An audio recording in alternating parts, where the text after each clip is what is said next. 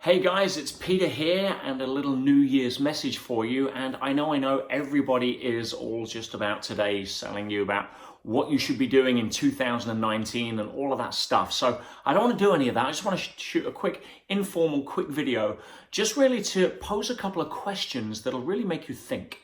And obviously, as I said, everyone's trying to push their goal setting agendas and it's the new year, new you and all of that stuff. And I don't believe very much in new year, new you. I believe in new year, real you. And for many of us, that means about unlearning stuff or stop trying to pretend rather than trying to get and become a new version of ourselves, which is really trying to deny the parts of us that we haven't yet learned to include or integrate.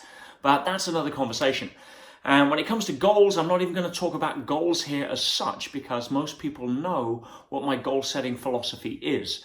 And if you've not listened to my number 5 straight talk on that, please do so. But in short, to encapsulate that, I believe that the two organizing principles of setting goals are very simple. One is that if you have any idea how you can possibly achieve the goals you set when you set them, then they're too small. Why? Because the purpose of setting a goal is not to actually achieve the goal. It's to see who do you need to become in order to get the goal. But of course, that's not how many people set goals. It's not how most people in the world right now will be setting goals today, moving forward into the 2019, hoping that this year is going to be different from the rest of the hamster wheel years that we've been running on. And we all know where that one goes. So, why is it always the same? It's because people are so busy trying to get something in order to get what is the real goal. Now, what is the real goal for this year? I'll tell you. I don't even need to know what's on your to-do list. I don't even need to know what's on your vision board. I don't need to know what kind of plans you've got. I already know what your goal is. And that's not being arrogant. That's being able to hold up a mirror to ask you the question to see if it's true or not. And if it's not true for you, then that's okay. But I've asked this question enough times to know that this is going to be true for you. And that is the real goal that you're looking for is a feeling.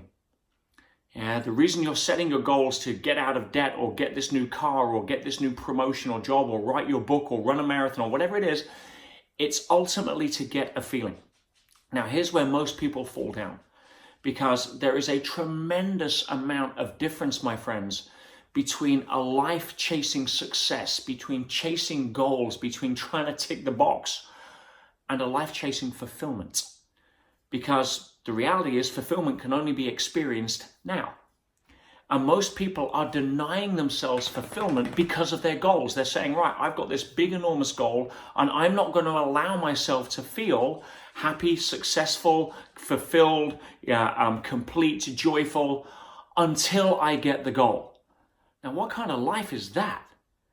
Now, what you should be saying is, how do I learn how to become happy, joyful, fulfilled now, despite what's going on in the outer world, so that I can enjoy the pathway to whichever goals I'm then free to choose to want to go after, because I'm not tied to it to validate my own sense of self.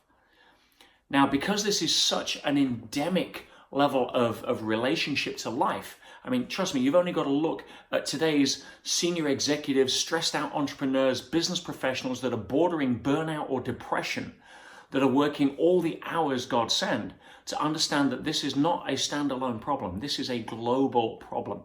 I mean, think about it, guys. For those of you that are entrepreneurs, which are most people that are usually watching my content or people that want to become entrepreneurs, this is not normally the conversation that people have, right? Which goes like this.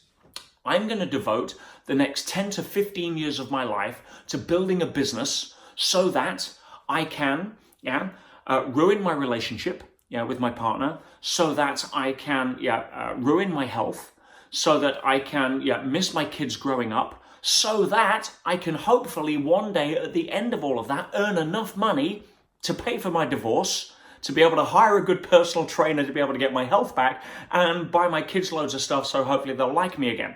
I mean, nobody has that conversation, but isn't that the path that so many people here are actually finding themselves on?